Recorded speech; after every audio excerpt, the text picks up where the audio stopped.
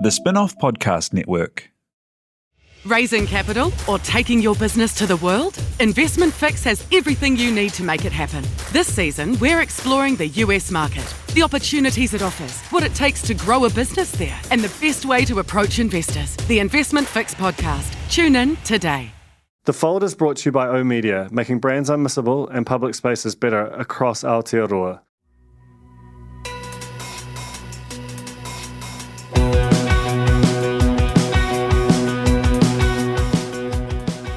No mai hoki mai ki The Fold, e mihi nei ko Duncan Greive tōku ingoa. My guest today is Sarah Jane Paine, who is the Research Director at Growing Up in New Zealand, which is an enormous and fascinating longitudinal demographic research study run out of the University of Auckland.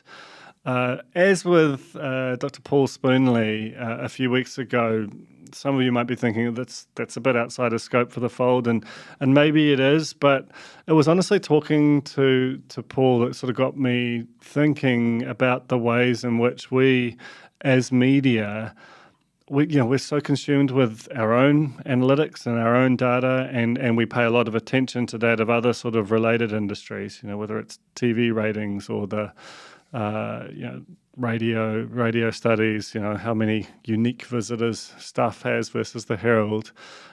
But we don't think about the big glacial changes and insights into our society at a holistic level. That's why I'm such a fan of, regular listeners to this podcast will know that Where Are the Audiences Day is up there with Christmas for me. That's the New Zealand On Air research study that looks at tries to have a pan-media look at audience behaviours. And so I view this as related to that. The other reason that I'm so into this study is because I'm also on some level in this study. Our middle daughter is one of the 6,000 kids who are part of this cohort born in 2009 and 2010 who are being followed throughout their life to date. And so I know just how much detail, how broad a sense of well-being and behaviour and the factors that might drive those that goes into this study. It is hours and hours that you put into it. And as a result, the Dunedin longitudinal study is rightly very famous. This, because it starts pre-birth and because it's such a large number, has the potential to be, I think, even more interesting over time. Sarah Jane is Ngāi Tūhoi. She's comes at this research position from a Te Ao Māori lens, a kaupapa Māori lens, and is not, and talks about how some of her not necessarily her motives, but some of who she is as a researcher is about critiquing some of the ways that kind of maybe Western modes of science and research have been applied to Indigenous people. But then from there we sort of go. So we talk about her and how she came to the study. She's, the study is 14 years old now. She's been at its head since the start of last year. So and we talk about really the things they've started to learn. About young people in New Zealand, about this very specific group of them. It started out in Auckland, Kandi's Manukau, and in the Waikato, and now has spread throughout the country inevitably. It's and there are some kind of more core media specific elements. They do ask kids about their screen time and so on. Though she acknowledges that it's probably more of a blunt instrument question that will, because of the way, and you'd never have known this at the start, the extent to which screens have become such a vast proportion of the day, and what used to be a phone is now a much more complex object in terms of what you do with it. That they'll sort of likely evolve that over time. But I think the Growing Up in New Zealand study is one of the most significant and interesting pieces of research that is currently ongoing in this country, and if all goes right, everyone from the media to our political leaders to businesses will be studying its contents, deriving insights from them, and ultimately understanding better this country and particularly its young people for years to come. So this is Sarah Jane Paine, Research Director of Growing Up in New Zealand on The Fold. Tēnā koe and welcome, Sarah Jane Paine, Research Director at Growing Up in New Zealand. Tēnā koe, Duncan. Nice to meet you. I wonder if you could start by sort of explaining your path to the Research Director role, which I think you're relatively fresh in still. Is that right? Yeah, I started as the Research Director for Growing Up in New Zealand in January 2022. So it's interesting that you describe it as a map. So I suppose for me the starting point is my whānau and is, my life story, which involves growing up in a family where education was really important and seen as a pathway to other things in life. So, growing up with parents who really encouraged me to be engaged in school and to try my best and to see university as an option and part of my future pathway. That was how I grew up. But also being around women in particular and wahine Māori who had their own ideas and their own views about the world and what was important for life and what made a good life, I think has been really formative. You don't realise these things when you're a kid, but I think back on my life and think of a number of women, and we might get to that later on. But so going into university was part of my upbringing. I don't think I probably ever imagined I would be a researcher. I don't remember that being a career option for a child of the 80s and 90s. It was sort of doctor, teacher, lawyer. And so I went off to university, did what I thought was a good idea, which was to enrol in a science degree, which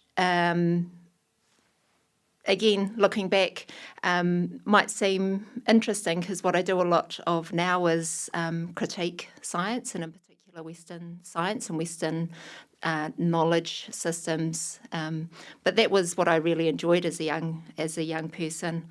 And so I'll fast forward a little bit, finished a couple of science degrees and thought I'd better get a real job, but again, didn't really have an understanding of what one could do with a science degree, and found myself working as a researcher in a project that was using a kaupapa Māori approach to undertaking epidemiology, and I think everyone knows what epidemiology is now, thanks to the I not have, but we do now. Yeah, COVID-19, and so I mention that because that first opportunity, that first job I had when I left university, brought me together with a group of predominantly wahine Māori researchers, Māori health researchers, public health researchers that were using epidemiology as a tool to monitor the Crown in relation to health inequities,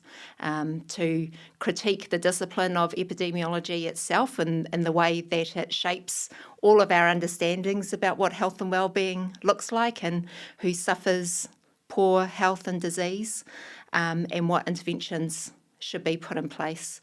So that was a change in my map and sent me on a new trajectory, which was discovering what it meant to be a Māori who used research to answer interesting questions I had about my whānau, my communities, our society here in Aotearoa, and how we could use some of these research tools to really interrogate that and to think about the role of systems and structures in creating that reality, but also the potential for those same systems and structures to create a new vision for Aotearoa. So I promise I'm getting to your question, how do you end up then working for Growing Up in New Zealand?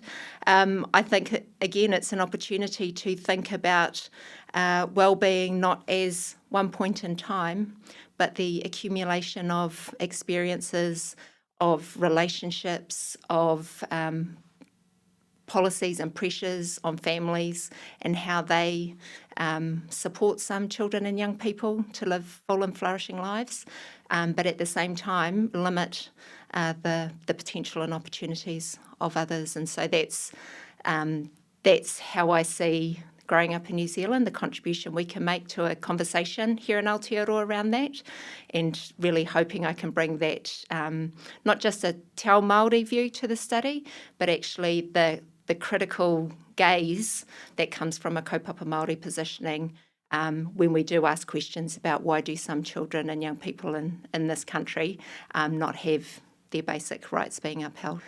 That's really fascinating and instructive.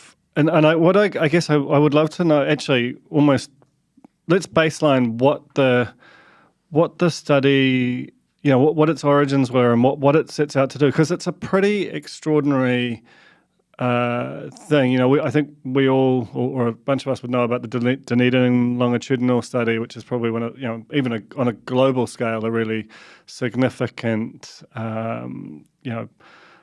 way of looking at a population over time. This has the potential to be, as interesting, if not more so, because of the way it's been designed and the scope of it. So do you want to explain the nature of Growing Up in New Zealand? Yeah, you're right. Growing Up in New Zealand, I describe it as the longitudinal study for Aotearoa and everything that Aotearoa means to us today. So you might have heard the study being described before as New Zealand's largest contemporary longitudinal study of child and youth wellbeing, and its strengths are in the diversity of the cohort, the group of families who volunteered back in 2009 and 2010 to be part of this really amazing study and to allow us to be part of their lives, so that we can understand what life is like growing up in New Zealand. So the notion that the study is both contemporary and diverse, I think, is really important. So we have, the way the study was designed, we have groups of children and young people who identify as Māori, as Pacific, as Asian, as Pākehā New Zealanders. That is the makeup of our society today. And so it's really important that research reflects those different communities. We recruited families from the Auckland counties Manukau and Waikato DHB reasons back in 2009, 2010. But fast forward to 2022, when we finished our most recent interviews, and these families are living all over Aotearoa, and again, moving around is really part of New Zealand life at the moment. So, I mean, and that almost gets to what will make it so, I mean, I'm sure it already is making it so instructive because, and as I mentioned in the intro, my daughter is part of the cohort, so I've had a kind of a visibility over it, but also a sense of just how intricate it is, how much, when you're splitting it up, this thing is hours and it's thousands of kids. The amount of data and the ability to kind of pass what's causation, what's correlation, or, what kind of, the insights broadly that you can get out of it will be quite extraordinary. What are some of the insights which sort of leap out to you, or some of the things that you think the study is already starting to show us, in terms of that cohort, which is sort of 13, 14 years old now? Yeah, so one of the features of a longitudinal study like ours, who recruits or invites families to take part, in our case, before the children were even born, so we had women who were pregnant at the time of their enrolment, is that it enables us to understand and document and then look at how the early years. So a lot of people talk about the first 1,000 days of life. So those prenatal influences through to the first 2 years of life for a child are really formative for creating the foundations for positive development, for securing strong, supportive relationships, generally parent-child relationships, and really ensuring that those children have everything that they need for future well-being. So, a really good example is in some of our recent research that shows that the sort of patterns of well-being you can see in a longitudinal study. You can see that some children and young people, their pathway through life from birth through to 12 years of age, it might look like a straight line, that in general they tend to do well on every measure of well-being that we look at. But actually for a large majority of families in this study, their well-being goes through a lot of what we call flux, sort of changes up and down. And I think that makes sense, not just from a scientific point of view, but just from thinking about our own lives, that in those early years, often families might drop some income as one or two parents step away from work to look after a child. And that can put a lot of pressure on a family to not have two sources of income. But then once that child grows up and they go into school, then you might see those parents or caregivers re-entering the workforce, and so income will then come up again, which is supportive of well-being. So you do see a lot of flux over a child's life. I suppose what the patterns I'm really interested in and are concerned about are some of the patterns we see where children in whānau find themselves experiencing hardship. And you'll see a pattern where we describe it as sort of being, they fall into hardship, and they stay there for a long time. They don't seem to have the supports or the resources around them to lift them back up in the same way that some other families do. And so we know from studies like the Dunedin study and like similar studies internationally that if you stay in those experiences of hardship or disadvantage in those early years of a child's life, then that's actually setting you up for much longer term and significant health and wellbeing problems. I mean, one of the things I had Paul Spoonley on this podcast relatively recently talking about the demography. He was particularly talking about the super diversity of Auckland, but the other thing that you sort of see is that the demography of New Zealand as a whole looks quite different from young New Zealand, and I wondered if you could talk about that sort of, how the demography of your cohort looks versus New Zealand or Aotearoa as a whole. And that idea that New Zealand was growing into this very diverse society was informative at the very beginning of the study. The way in which the team who were there at the start looked to recruit families into the study was because there was this notion that we would see more children and young people who identify themselves in much more diverse ways than perhaps some of us older generation might do.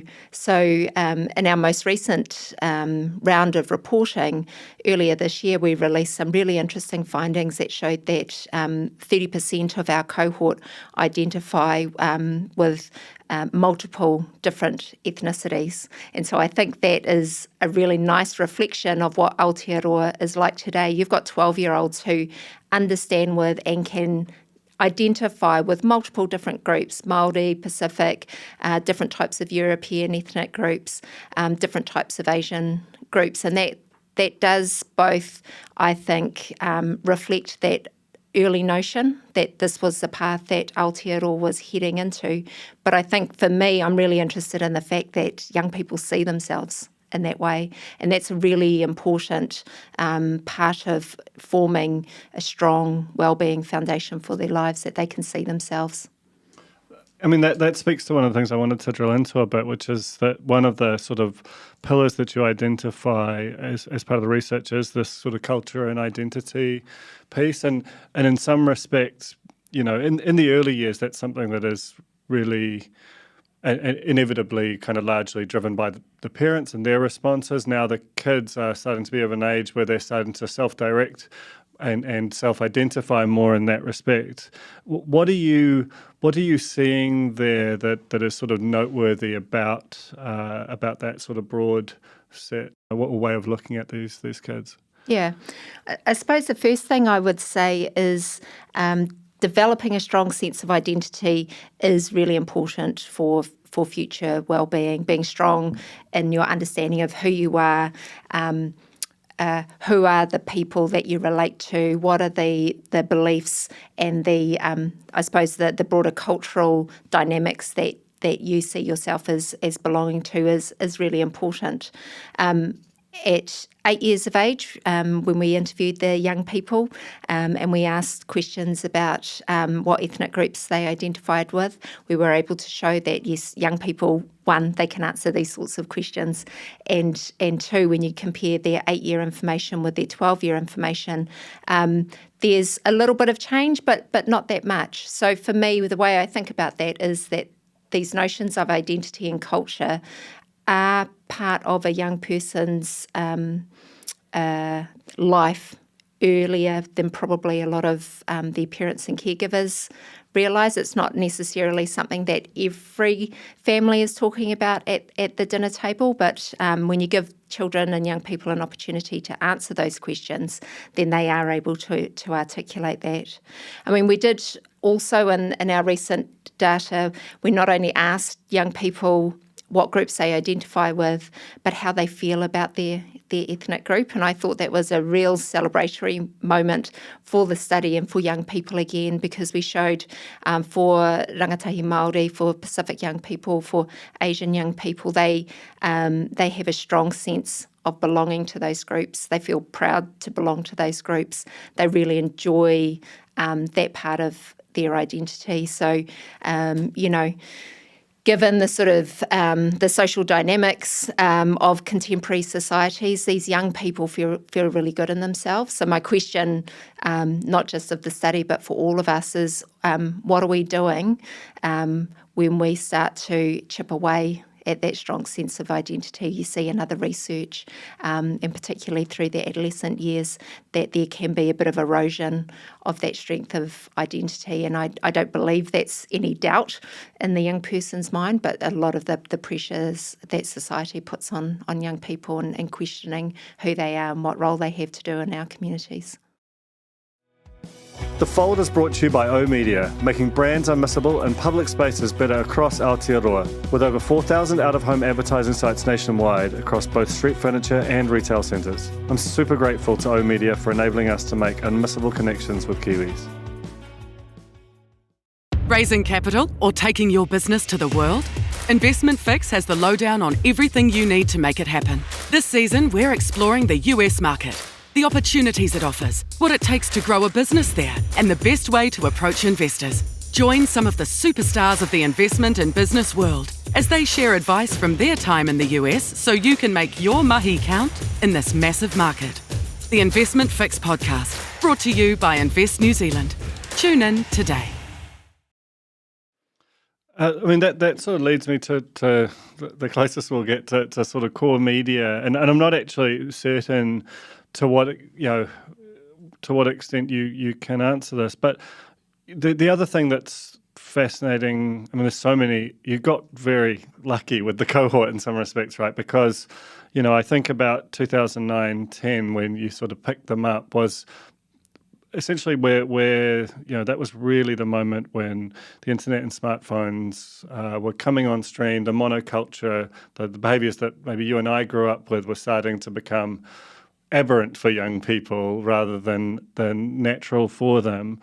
Firstly, to what extent do you look at their sort of, their time online, their behaviours online, that whole piece of their sort of behaviour or kind of cultural kind of outlook, if you will.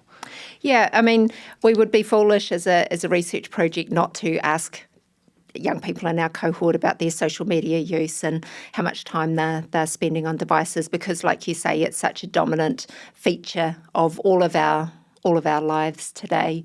And so there have been questions asked of the cohort around that, and some nice analysis looking at time spent on social media and trying to tease out some of the potential impacts it has on well-being. I suppose one of the things that we should be thinking about is really the normalisation of devices and social media within our lives. So what I mean by that is at one point we would have been asking questions about device use because it was a peculiarity, you know, maybe that was this new thing that was encroaching on a young person's life, and see it as a risk, and there are definitely some risks related to time spent on devices, related to the type of content that is being shared and put in front of our young people. But actually, moving forward is such a normal part of our lives. You know, we need to really think more about the way in which social media and device use is portrayed as a risk in some instances. But if we look at our research that we did with the cohort during the first parts of the COVID-19 pandemic, and the way in which device use enabled our children and young people to stay engaged with school, to be able to FaceTime whānau and friends, and to really ensure that those relationships, which are critical to how they feel in terms of their emotional well-being, they then become a positive sort of tool that we can use. So I think there is room for us to be a bit more nuanced about how we think about devices from the point of view of young people, not from our sort of analogue way of thinking about the world. Yeah, there's a huge complexity there, and and even down to your sort of that point you were making before about people's identity being, that can be something that's really nourished in those spaces. It can also be something where it's eroded depending on the kinds of content people are exposed to in what particular environments. Do you go through a device into a sort of a platform or level, or is it where does it end, I guess, is the question I'm asking in terms of how deep and textured your research is in those areas?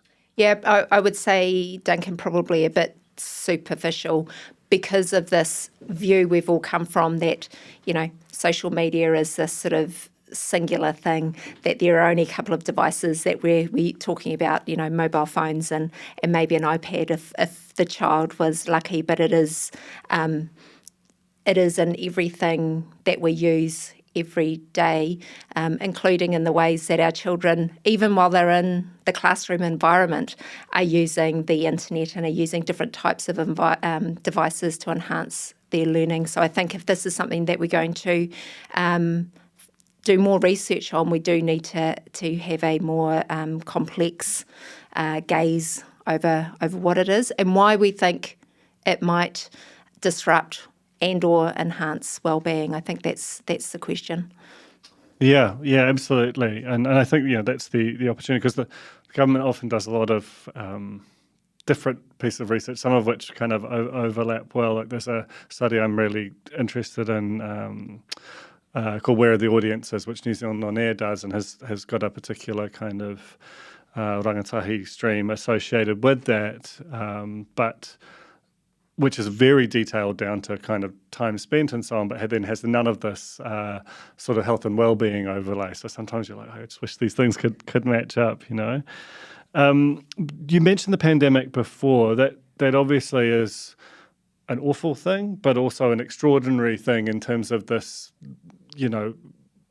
just a singular event to be forced through everyone's lives associated and at a very particular age group.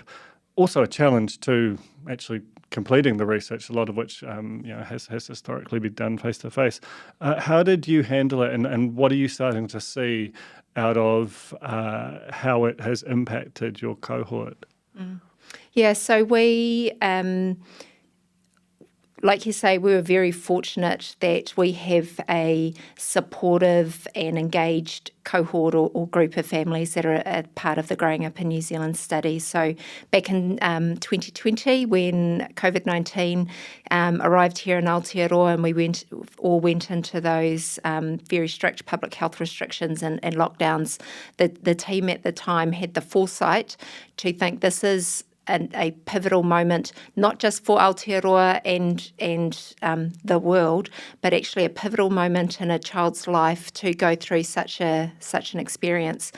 So that team got together and they created an interview, a questionnaire for our families to understand what the experience was like, to understand how people essentially were spending their time at home while we were all in lockdown, but then importantly to think about what some of the potential impacts of those lockdown measures might have for young people at that time, but moving into the future.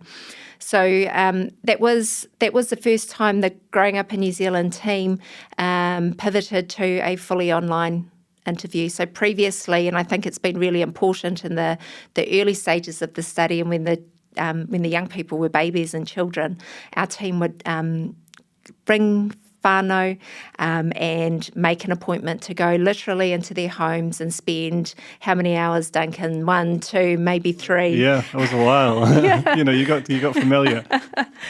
There in your living rooms, probably going through very comprehensive questions, which has meant that we have this very rich source of information about wellbeing.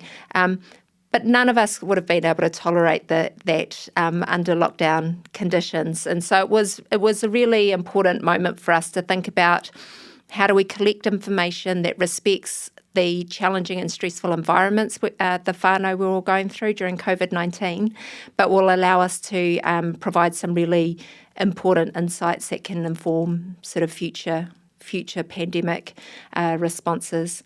So that was the work that was done in 2020. And the things I remember about that particular interview was, yes, it was a difficult time, but actually when you ask the children themselves, they told us in their interview and in the questions we asked, they actually really enjoyed being around people. So lockdown meant that they had more time with important adults in their lives, typically parents, but whoever else was in their bubble, as we were describing it. And so they enjoyed the time with other adults. They enjoyed the baking or the walks or whatever it was that we were all trying to busy ourselves with while we were working and managing pandemic stresses. And so there are those sorts of benefits for children and young people from that 2020 survey. Some of the questions we asked about their satisfaction around education were slightly more challenging for young people. And again, because you're a parent, Duncan, as am I, having to connect our children into online learning, having to remember how to do intermediate level maths, that was all pretty stressful for everyone. So I think the survey that we did in 2020 was a very good reflection of what actually the whole of Aotearoa were probably feeling at the time. If we skip ahead to 2021, the team at that point, we had always been planning to do an interview with the cohort, what we call the 12-year interview, so interviewing the young people when they were roughly 12 years of age. And so there's a lot of work and preparation that goes into creating those 3-hour interviews that you all sit through. And our team, we're ready. We'd gone through the process of planning. We'd done all our consultation work that was necessary. And August 2021, we all went back into a level 4 lockdown. That was the start of the long Auckland lockdown. The long Auckland outbreak. So for our team, it meant again taking a pause and thinking about what we could do to continue with the interview, but to do it in a way that met the public health restrictions and hopefully Duncan wasn't too burdensome for whānau. And so that time we did what we called a remote real-time interview, where we tried to use Zoom. We were all suddenly very familiar with Zoom due to COVID.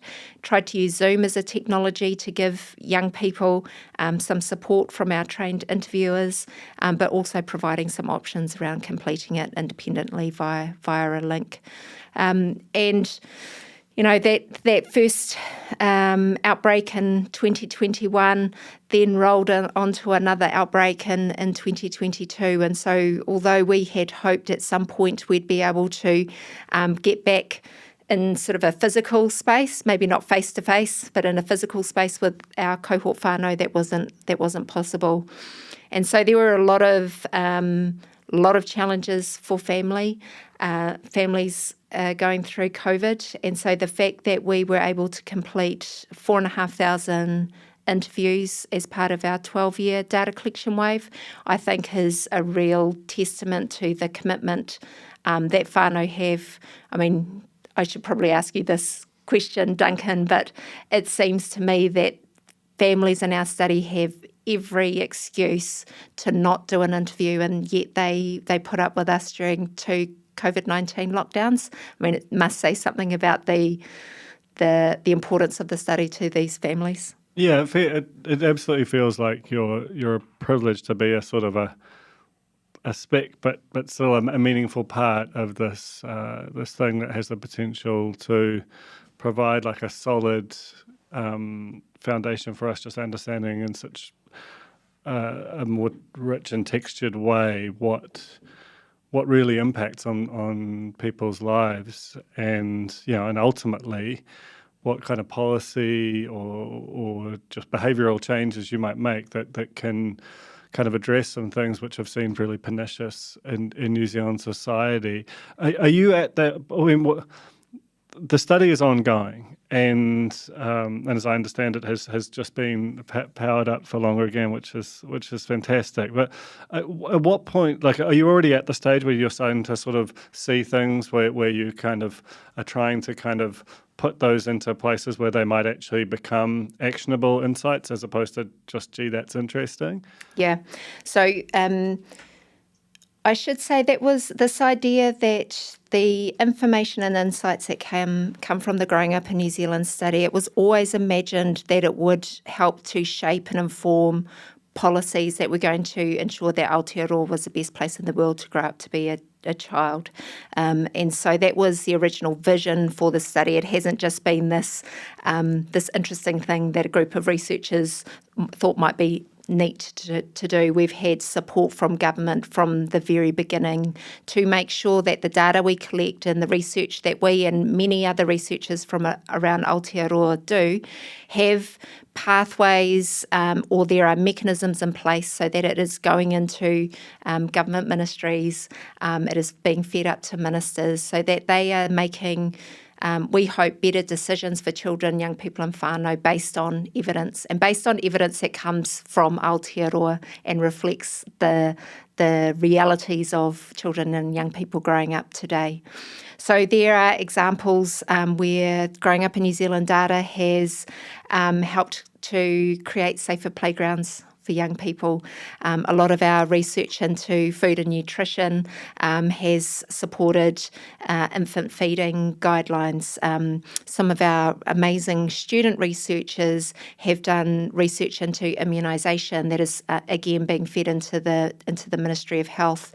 I saw a recent announcement around the fortification of flour to reduce the risk of some really serious birth defects, and again Growing Up in New Zealand data has been part of the evidence base that are shaping these really important health and wellbeing policies. What I'm really interested in doing in this next phase of Growing Up in New Zealand is not just using the data that comes from families to share with people who are in positions of power, but thinking about how we bring young people themselves into that decision-making process. And so, again, I think you'd need to be hiding under a rock if you haven't seen the power of rangatahi, or the power of young people's voices. You know, we're talking again, or young people are talking again about lowering the voting age. They've been on the streets championing papatūānuku and the importance of looking after our place and our planet.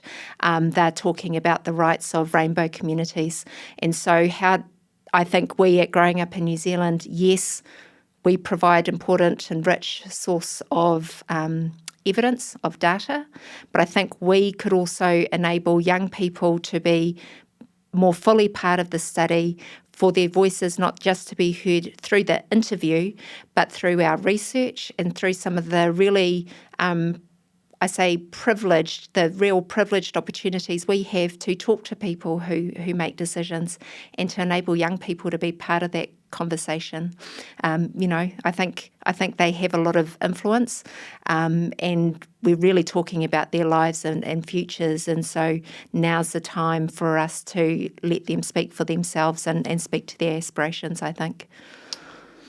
Absolutely.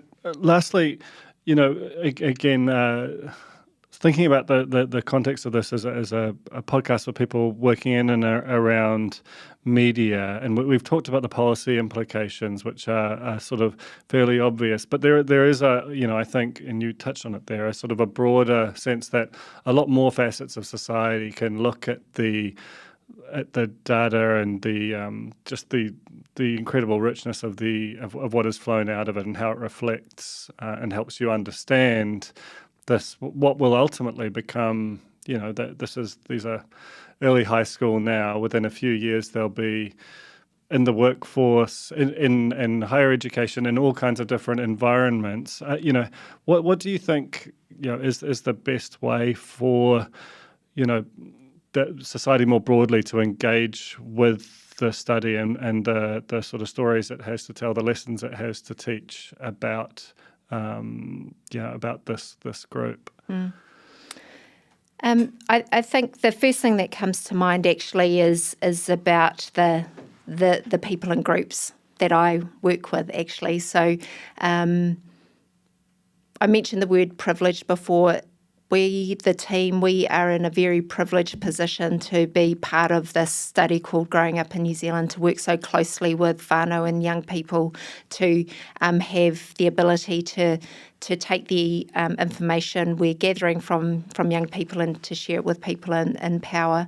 But actually, if I step back from that a little bit, the way in which data and evidence has been used to privilege particular voices, often research voices and academic voices, it has a very long history in and of itself. And many of us have built our careers and had amazing opportunities through doing that. And so one of the things I'm really interested in is unlocking the power of the data, so that it is not there just for people who are called researchers. It is there, and we are sharing it in ways that young people from the study, they might like to take a piece of research and use it for maybe they want to use it for a school project, or maybe they're part of a group or a club or society that wants to advocate for something, or is trying to push a particular issue. How do we unlock the data that we have and recreate it in ways that's useful for other groups? Again, a lot of the wellbeing issues that our research can really support, things like child poverty, things like food insecurity, things related to our housing crisis, we as researchers and policy makers have an important role to play in addressing those issues. But there are NGO groups, there are school communities, there are hapu and iwi who are also fighting for those same things. So again, I'm really interested in how we as researchers can unlock it. And I wonder, to your point, the way in which we can use other channels, media channels, social media channels, different types of platforms to make data available. Because the traditional way is the academic journal article, which is usually paywalled and written in a way that's so inaccessible that, even after 20-something years of doing research myself, I wonder what I'm reading. And when we know that there's power in data, we need to find ways to not reinterpret it, but to share it back to those communities that have actually generously supported decades and decades of research and evidence here in Aotearoa. I think it's a beautiful place to end it, and a good kind of wero to people in the media and to everyone with proximity to the study about opening it up and letting it sort of move and cross-pollinate. Thank you, Sarah Jane, so much for coming on the fold today. It's honestly the most extraordinary study that you're at the head of now, and really looking forward to watching it continue to evolve. Kia ora, Duncan, it's been a pleasure, and thank you for your participation. That was The Fold, brought to you by our partners at oOh!media, making brands unmissable and public spaces better across Aotearoa. Huge thanks to oOh!media for sponsoring this episode of The Fold and enabling us to make unmissable connections with Kiwis.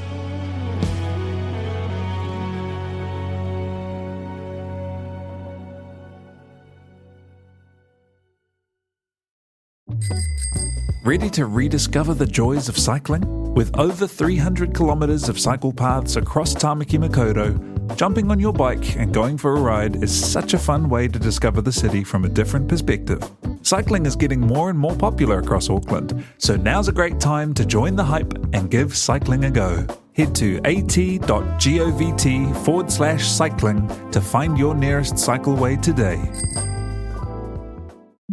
The Spin-off Podcast Network.